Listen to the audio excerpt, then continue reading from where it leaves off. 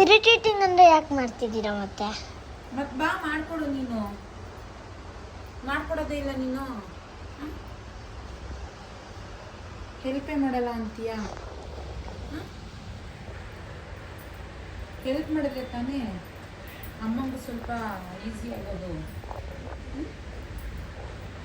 ಅಲ್ಬೇಕಂದ್ರೆ ನೀನು ಹೆಲ್ಪ್ ಮಾಡಿದ್ರೆ ಅಲ್ಲ ಮಗಳೇ ಅಮ್ಮಂಗೆ ಈಸಿ ಆಗೋದು.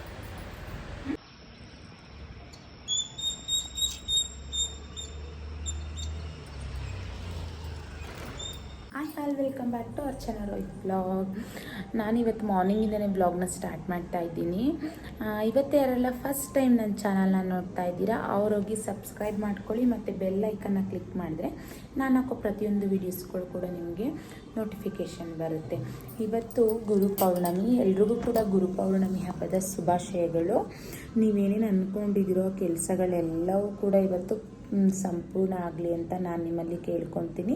ಆದಷ್ಟು ಬೇಗ ಹೋಗಿ ಗುರುಗಳ ದರ್ಶನ ಮಾಡಿ. ಇವತ್ತು ರಾಯರ ವಾರ ಮತ್ತು ಸಾಯಿಬಾಬಾ ವಾರ ಆಗಿರೋದ್ರಿಂದ ನೀವು ಬೇಗ ಹೋಗಿ ದರ್ಶನ ಮಾಡೋದ್ರಿಂದ ನೀವೇನೇನು ಅಂದ್ಕೊಂಡಿರ್ತೀರೋ ಅದೆಲ್ಲ ಕೂಡ ಫುಲ್ಫಿಲ್ ಆಗುತ್ತೆ. ಸಾಧ್ಯವಾದಷ್ಟು ನಿಮ್ಮ ಕೈಲಿ ಏನಾದರೂ ದಾನ ಮಾಡೋಕ್ಕಾದರೆ ನೀವು ಏನಾದರೂ ಅನ್ನದಾನನಾದರೂ ಮಾಡ್ಬೋದು, ಇಲ್ಲ ನಿಮ್ಮ ಕೈಲಿ ಏನಾಗುತ್ತೋ ಅದನ್ನು ಕೂಡ ನೀವು ಕೊಡ್ಬೋದು. ನಾನಿವಾಗ ಮಾರ್ನಿಂಗ್ ಎದ್ದು ಪೂಜೆ ಎಲ್ಲ ಮುಗಿಸಿ, ಆಲ್ರೆಡಿ ಪೂಜೆ ಎಲ್ಲ ಮುಗಿದಿದೆ, ಟೆಂಪಲ್ಗೆ ಹೋಗೋಣ ಅಂತ ರೆಡಿಯಾಗಿದ್ದೀನಿ. ಹಸ್ಬೆಂಡ್ ಕೂಡ ರೆಡಿ ಆಗ್ತಾ ಇದ್ದಾರೆ. ಇವಾಗ ನಾವು ಕೂಡ ಟೆಂಪಲ್ ವಿಸಿಟ್ ಮಾಡಿ ಅಲ್ಲಿ ಸ್ವಲ್ಪ ನಾವು ಕೂಡ ದಾನ ಕೊಡೋಣ ಅಂತ ಅಂದ್ಕೊಂಡಿದ್ದೀವಿ. ಬನ್ನಿ ಹೋಗೋಣ. ಈಗ ಏನು ಮಾಡದಿರೋ ಥರ ಕೊನೆ ತನಕ ನೋಡಿ ಅಂತ ಕೇಳ್ತೀನಿ. ಇನ್ನು ಮಾರ್ನಿಂಗ್ ನಾನು ಎದ್ದ ತಕ್ಷಣ ನಾನು ಒಂದು ಗ್ಲಾಸ್ ನೀರು ಕುಡಿದೆ. ನನ್ನ ಹಸ್ಬೆಂಡ್ಗೂ ಅವರು ನನಗೂ ನೀರು ಕೊಟ್ಬಿಟ್ಟು ಒಂದು ಬ್ಲ್ಯಾಕ್ ಕಾಫಿ ಕೊಡು ಅಂತ ಹೇಳಿದರು. ಸರಿ ಅಂತ ಹೇಳ್ಬಿಟ್ಟು ಅವ್ರಿಗೆ ನೀರು ಕೊಟ್ಟೆ. ಅದಾದಮೇಲೆ ಸ್ವಲ್ಪ ಗಿಡ ಎಲ್ಲ ಒಣಗೋಗಿತ್ತು ಅಂತ ಗಿಡಗಳಿಗೆಲ್ಲ ನೀರು ಹಾಕೋಣ ಅಂತ ಹೇಳಿ ನೀರು ಕೂಡ ಹಾಕ್ತಾಯಿದ್ದೆ. ತುಂಬ ದಿನ ಆಗೋಗ್ಬಿಟ್ಟಿತ್ತು, ಗಿಡ ಎಲ್ಲ ಸ್ವಲ್ಪ ಒಣಗ್ದಂಗೆ ಆಗಿತ್ತಲ್ವ, ಹಾಗಾಗಿ ನೀರು ಹಾಕ್ತೆ. ಅದಾದಮೇಲೆ ಹಸ್ಬೆಂಡ್ ಕೂಡ ನೀರು ಕುಡಿದ್ರು, ಅವ್ರಿಗೆ ಬ್ಲ್ಯಾಕ್ ಕಾಫಿನ ಕೊಟ್ಟೆ. ನಾನು ಬ್ಲ್ಯಾಕ್ ಕಾಫಿನ ಹೆಂಗೆ ಮಾಡ್ತೀನಿ ಅಂದರೆ ಬಿಸಿನೀರನ್ನ ಚೆನ್ನಾಗಿ ಕಾಯಿಸ್ಕೊಂಡು ಕುದಿಯೋ ಥರ ಕಾಯಿಸ್ಕೊತೀನಿ. ಅದಕ್ಕೆ 1 ಸ್ಪೂನ್ ಕಾಫಿ ಪೌಡರ್ನ ಹಾಕಿ ನೀರು ಹಾಕೊಬೋದು. ಇಲ್ಲಿ ನಾನು ಹಸ್ಬೆಂಡ್ 1 ಸ್ಪೂನ್ ಗೀನ ಹಾಕ್ಸ್ಕೊತಾರೆ. ನಾನು ಗೀ ಕೂಡ ಆ್ಯಡ್ ಮಾಡ್ತಾಯಿದ್ದೀನಿ. ನಿಮಗೆ ಬೇಡ ಗೀ ಅಂದರೆ ನೀವು ಬೇಕಾದ್ರೆ ಸ್ಕಿಪ್ ಮಾಡ್ಕೊಬೋದು ಅದನ್ನು. ನಾನಿಲ್ಲಿ ಅವ್ರಿಗೆ ಗೀನ ಹಾಕ್ಕೊತೀನಿ. ಗೀನ ಹಾಕೋದ್ರಿಂದ ತುಂಬಾ ಬೆನಿಫಿಟ್ಸ್ ಕೂಡ ಇದೆ. ಅದಾದಮೇಲೆ ನಾನು ಕೂಡ ಸ್ವಲ್ಪ ನೀರನ್ನ ತೊಗೊಂಡು ಇನ್ನು ಮಕ್ಕಳಿಗೆಲ್ಲ ಟಿಫನ್ ಬ್ರೇಕ್ಫಾಸ್ಟ್ ರೆಡಿ ಮಾಡಿಬಿಡೋಣ, ಅವ್ರನ್ನ ಸ್ಕೂಲಿಗೆ ಕಳಿಸಿದ್ಮೇಲೆ ಇನ್ನು ನಂದೇನಿದ್ರು ಕೆಲಸ ಅಂತ ಹೇಳ್ಬಿಟ್ಟು ನಾನು ಅವ್ರಿಗೆ ಬ್ರೇಕ್ಫಾಸ್ಟ್ ಕೂಡ ರೆಡಿ ಮಾಡ್ತಿದ್ದೆ. ಮತ್ತು ದೇವರಿಗೆ ನೈವೇದ್ಯಕ್ಕೂ ಕೂಡ ಸ್ವಲ್ಪ ಪೊಂಗಲ್ ರೆಡಿ ಮಾಡ್ಕೊಂಬಿಡೋಣ ಅಂತ ಹೇಳಿ ನೈವೇದ್ಯಕ್ಕೆ ನಾನಿಲ್ಲಿ ಹೆಸರುಬೇಳೆ ಮತ್ತು ಅಕ್ಕಿನೂ ಸಹ ಹುರ್ಕೊತಿದ್ದೆ. ಇನ್ನು ಮಕ್ಕಳಿಗೆ ಮೊಸರನ್ನಕ್ಕೆ ರೆಡಿ ಮಾಡ್ಕೊಳ್ಳೋಕ್ಕೆ ಅನ್ನ ಎಲ್ಲ ಇಟ್ಟಿದ್ದೆ. ಇನ್ನು ಅವರು ದೇವ್ರ ಸಾಮಾನೆಲ್ಲ ತೊಳ್ಕೊಂಬಿಡೋಣ ಬೇಗ ಇನ್ನು ಮಕ್ಕಳು ಎದ್ದಿರಲಿಲ್ಲ. ಅವ್ರು ಹೇಳೋ ಅಷ್ಟರಲ್ಲಿ ನಾನು ದೇವ್ರ ಸಾಮಾನೆಲ್ಲ ತೊಳ್ಕೊಂಡು ದೇವ್ರ ಮನೆ ಕ್ಲೀನ್ ಮಾಡ್ಕೊಂಬಿಟ್ರೆ ಮತ್ತು ಇನ್ನು ಅವ್ರಿಗೆ ರೆಡಿ ಮಾಡಬೇಕು. ಅವ್ರು ಕೂಡ ಸ್ಕೂಲ್ಗೆ ಹೋಗ್ಬೇಕಲ್ವ, ಹಾಗಾಗಿ ಅವ್ರಿಗೂ ಕೂಡ ಬೇಗ ರೆಡಿ ಮಾಡಬೇಕು ಅಂಥೇಳಿ ಇಲ್ಲಿ ನಾನು ದೇವ್ರ ಮನೆನ ಕ್ಲೀನ್ ಮಾಡ್ಕೊತಿದ್ದೆ.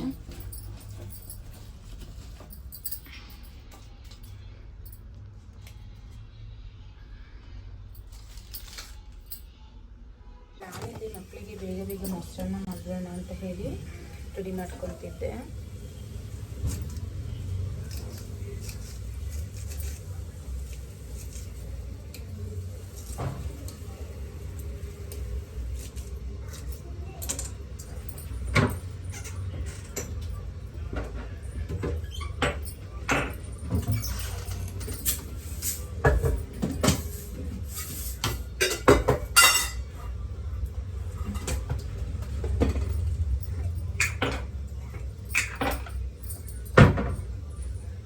ಒಂದು ಕಡೆ ನೈವೇದ್ಯಕ್ಕೆ ಅಂತ ಹೇಳ್ಬಿಟ್ಟು ಪೊಂಗಲ್ ಸ್ವೀಟ್ ಪೊಂಗಲ್ ಮಾಡ್ಕೊಳ್ಳೋಣ ಅಂತ ಹೇಳಿ ಬೆಲ್ಲನ ಕರಗಕ್ಕೆ ಇಟ್ಕೊತಾ ಇದ್ದೀನಿ.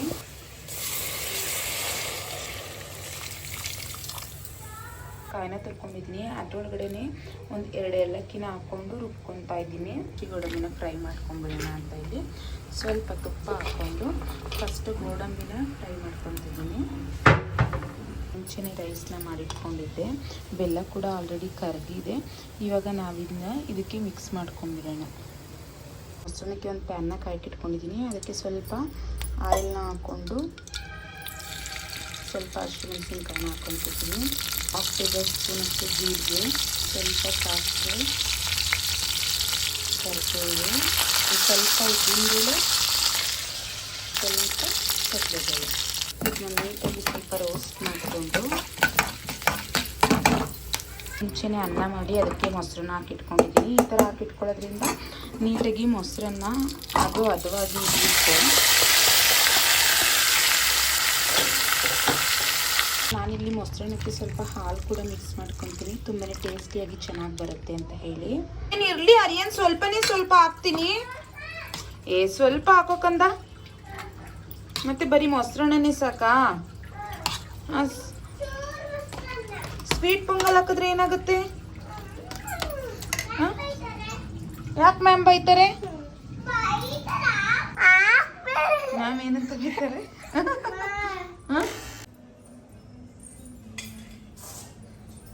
ಆಯ್ತಾ ಕಂದ? ಹಾಗೇನ್ ಆಯ್ತಾ? ಅವನಿಗೆ ತಿನ್ಸು ಕಂದ. ಖಾರ ಏನಿಲ್ಲ ಮಗನೇ.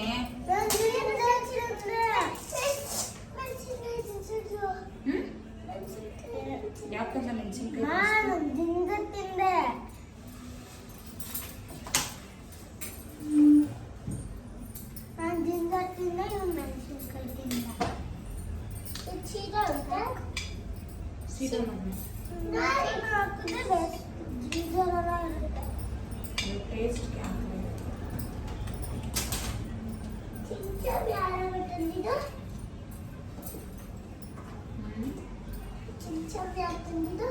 ಜಿಂಜಾಮ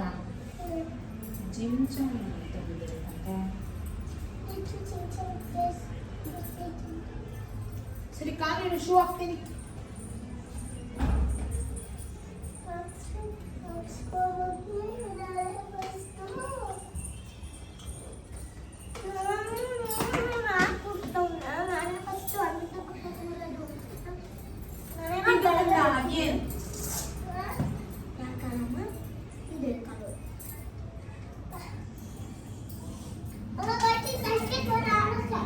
ಮಾಮಿ ನಮಸ್ತೆ ಮಾಡು ಬಾಬಾಗೆ.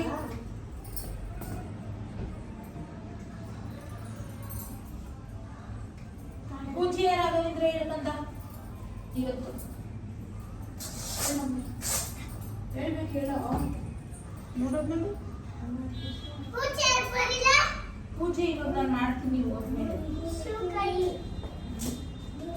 ಬಂದ್ರು ವ್ಯಾನು.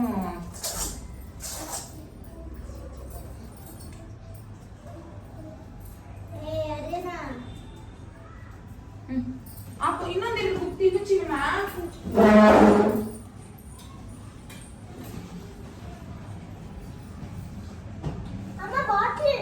ಬಾಟಲ್ ಎಲ್ಲ ಹಾಕಿದೀನಿ ನೋಡ್ಕಂದ.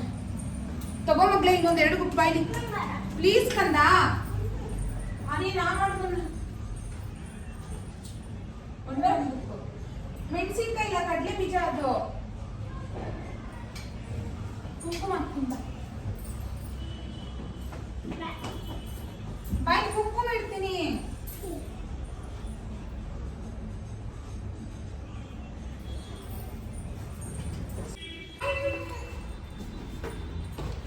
ಬೇಗ ಟೈಮ್ ಆಯ್ತು. ಆ ಕಡೆ ಕಳಿಸ್ಬಿಟ್ಟು ಬೇಗ ನಾನು ಕಳಶ ಎಲ್ಲ ರೆಡಿ ಮಾಡಿಕೊಂಡೆ. ದೇವ್ರ ಸಾಮಾನೆಲ್ಲ ತೊಳೆದಿದ್ನೆಲ್ಲ ಅಂದ್ಬಿಟ್ಟು ಇನ್ನು ಬೇಗ ಪೂಜೆ ಮಾಡಿಬಿಡೋಣ ಅಂತ ಹೇಳಿ ಹಸ್ಬೆಂಡ್ ಜಿಮ್ಗೆ ಹೋಗಿದ್ರು. ಬೇಗ ಬರ್ತೀನಿ ರೆಡಿಯಾಗು ಅಂತ ಹೇಳಿದರು ಅಂತ ಹೇಳಿಬಿಟ್ಟು ಇವಾಗ ಹೂವು ಎಲ್ಲ ಹಾಕ್ಕೊಂಡು ಪೂಜೆ ಮಾಡಿದ್ರೆ ಆಗುತ್ತೆ. ಮನೆಯಲ್ಲಿ ಪೂಜೆಗೆಲ್ಲ ರೆಡಿ ಮಾಡಿಕೊಂಡೆ, ಹೂವು ಎಲ್ಲ ಮಾಡಿಸ್ಕೊಂಡು ಇವಾಗ ಬಾಬಾಗೆ ಅಭಿಷೇಕ ಮಾಡಬೇಕು.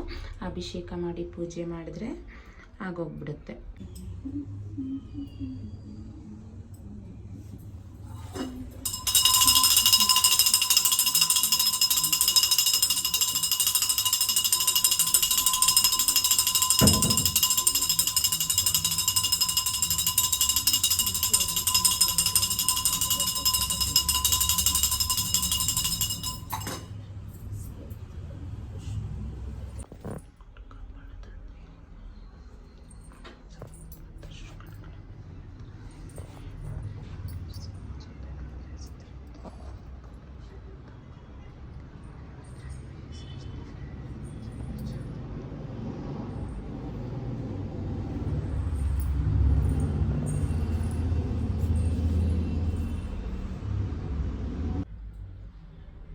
ಫೈನಲಿ ಪೂಜೆ ಎಲ್ಲ ಮುಗೀತು.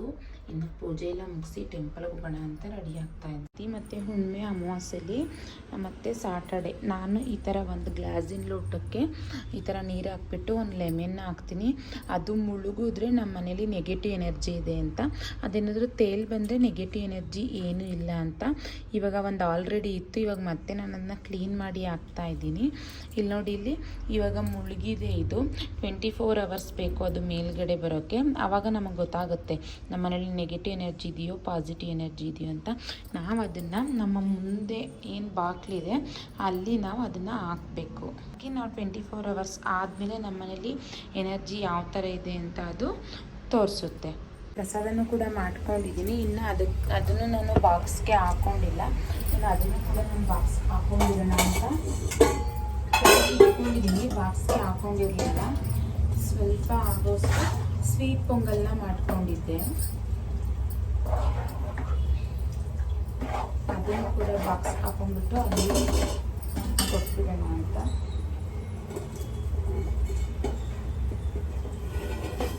ತುಂಬ ಬಿಸಿ ಇದೆ, ಸುತ್ತಾ ಇದೆ. ಆವಾಗಲೇ ಮಾಡಿಟ್ಟೆ, ಆದ್ರೂ ಬಿಸಿನೇ ಇದೆ.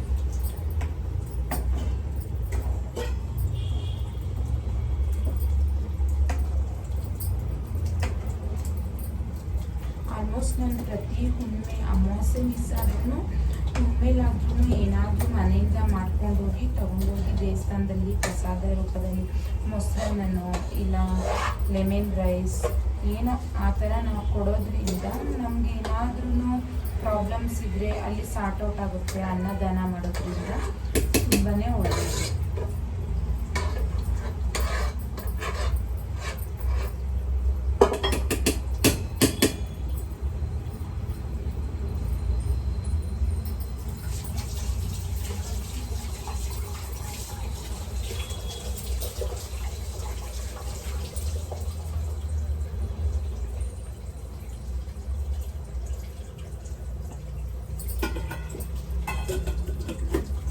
ಅದ್ರ ಜೊತೆಗೆ ಸ್ವಲ್ಪ ಪ್ರಸಾದನ ನಾನು ಹಾಕೊಂಡ್ಬಿಟ್ಟಿದ್ದೀನಿ.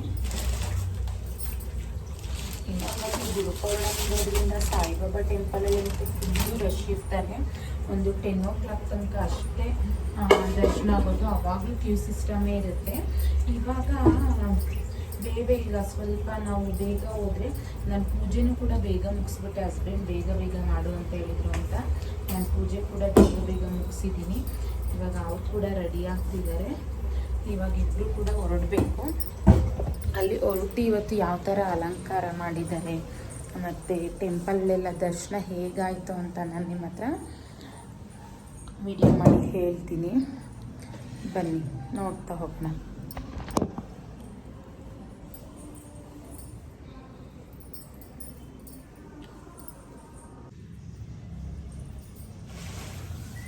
ಇನ್ನು ಇವತ್ತು ನಾನಿಗೆ ಸ್ವಲ್ಪ ದಾನ ಕೊಡೋಣ ಅಂತ ಹೇಳಿಬಿಟ್ಟು ಸ್ವಲ್ಪ ಕಾಳನ್ನು ತರಿಸಿದ್ದೆ. ನಮಗೆ ಏನು ಅದಕ್ಕೆ ಅವರಿಗೆ ಕೆಲಸಗಳು ಸ್ಟಾರ್ಟ್ ಆಗಿದ್ರೆ ಅದು ಮುಂದುವರಿಬೇಕು ಅಂತ ಹೇಳಿದ್ರೆ, ಇವತ್ತು ಗುರು ಪೌರ್ಣಮಿ ಅಲ್ವಾ, ಹಾಗಾಗಿ ನಾವು ಏನಾದರೂ ದಾನ ಕೊಟ್ಟರೆ ಅದು ಪೂರ್ತಿ ಆಗುತ್ತೆ. ನಾವೇನು ಅಂದ್ಕೊಂಡಿರ್ತೀವೋ ಆ ಕೆಲಸ ಅರ್ಧಕ್ಕೆ ನಿಂತಿರುತ್ತಲ್ಲ, ಕೆಲಸ ಪೂರ್ತಿ ಆಗುತ್ತೆ ಅಂತ ಹೇಳಿಬಿಟ್ಟು ನಾನಿಲ್ಲಿ ಸ್ವಲ್ಪ 10 ಪ್ಯಾಕೆಟಷ್ಟು ಕಡಲೆಕಾಳನ್ನ ಪ್ಯಾಕ್ ಮಾಡಿಸ್ಕೊಂಡಿದ್ದೀನಿ. ನಾವಿಲ್ಲಿ ಅದ್ರ ಜೊತೆಗೆ ನಾನು ಬೆಲ್ಲ ಮತ್ತು ಅರಿಶಿನದ ಪುಡಿ ಅದನ್ನು ಕೂಡ ನಾನು ಆ್ಯಡ್ ಮಾಡಿ ಕೊಡ್ತಾಯಿದ್ದೀನಿ.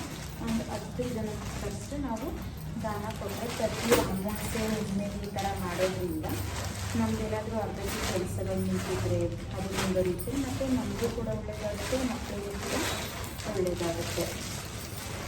ಇನ್ನು ಮತ್ತೆ ಆದಮೇಲೆ ನಾನು ಸ್ವಲ್ಪ ಪ್ರಸಾದನ ಮಾಡ್ಕೊಂಡಿದ್ದೀನಿ. ಇನ್ನು ನಾವು ಟೆಂಪಲ್ಗೆ ಬಂದ್ವಿ. ನೋಡಿ ಎಷ್ಟು ಜನ ಆಲ್ರೆಡಿ ಕ್ಯೂ ಇದ್ದರು. ಇನ್ನು ನಮ್ಮ ಹಸ್ಬೆಂಡ್ ಎವ್ರಿ ವೀಕ್ ಹೋಗೋದ್ರಿಂದ ಹಿಂದಗಡೆಯಿಂದ ಒಂದು ಜಾಗ ಇದೆ, ನಾವು ಆ ಕಡೆ ಹೋಗ್ಬಿಟ್ವಿ ದರ್ಶನಕ್ಕೆ ಅಂತ ಹೇಳಿ.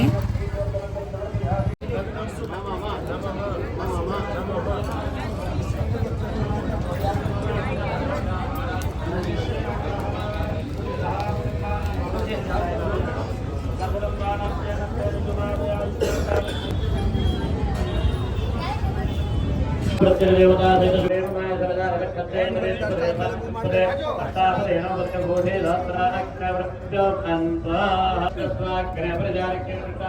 ಇನ್ನು ಅಲ್ಲಿ ಪೂಜೆ ಮುಗಿಸ್ಕೊಂಡು ಇನ್ನು ಆಫೀಸ್ ಪೂಜೆನೂ ಮಾಡಬೇಕಲ್ವ ಗುರು ಪೌರ್ಣಮಿ ದಿನ ಅಂತ ಹೇಳಿಬಿಟ್ಟು ನಾನು ಆಫೀಸ್ಗೂ ಬಂದು ಆಫೀಸ್ ಪೂಜೆ ಕೂಡ ಮಾಡಿದೆ. ಆಫೀಸ್ ಪೂಜೆ ಎಲ್ಲ ಮುಗಿಸ್ಕೊಂಡು ಆದಮೇಲೆ ನಾನು ತುಂಬ ದಿನದಿಂದ ನಮ್ಮ ಹಸ್ಬೆಂಡ್ಗೆ ಒಂದು ರಿಂಗ್ ನೋಡಿದ್ದೆ, ಅವ್ರಿಗೆ ಗಿಫ್ಟ್ ಕೊಡೋಣ ಅಂತ ಹೇಳಿಬಿಟ್ಟು ಅದನ್ನು ಎತ್ತಿಟ್ಟು ಬಂದಿದ್ದೆ. ಹಾಗಾಗಿ ಅದನ್ನು ನೋಡ್ಕೊಂಡು ಬಂದುಬಿಡೋಣ, ಇವಾಗ ರೇಟ್ ಬೇರೆ ಜಾಸ್ತಿ ಆಗಿಬಿಟ್ಟಿದೆ ಅಲ್ವಾ, ಹಾಗಾಗಿ ಅದನ್ನು ಕೂಡ ನೋಡ್ಕೊಂಬರೋಣ ಅಂತ ಹೋಗಿದ್ದೆ.